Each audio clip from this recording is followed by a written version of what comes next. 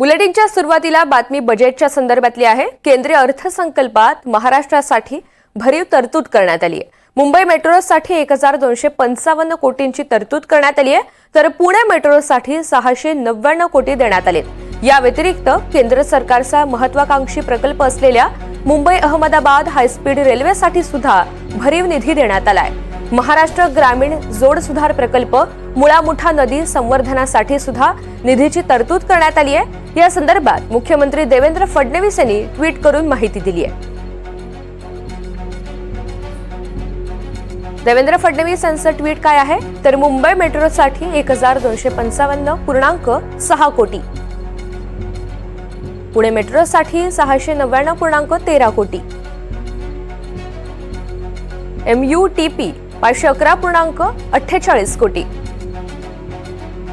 MMR साठी एकात्मिक आणि हरित प्रवासी सुविधा यासाठी 292 कोटी,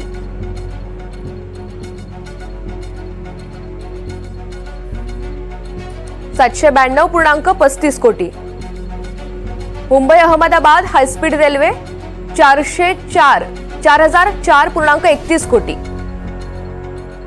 सर्वसमावेशक विकासासाठी इकॉनॉमिक क्लस्टर 1094.58 कोटी, महाराष्ट्र ग्रामीण जोड सुधार प्रकल्प आणि यासाठी 683.51 कोटी, महाराष्ट्र ॲग्री बिझनेस नेटवर्कसाठी 596.57 कोटी, नाग नदी सुधार प्रकल्प आणि यासाठी 295.64 कोटी, मुळा मुठा नदी संवर्धनासाठी 229.94 कोटी, ऊर्जा कार्यक्षम उपसा सिंचन प्रकल्प यासाठी 186.44 कोटी,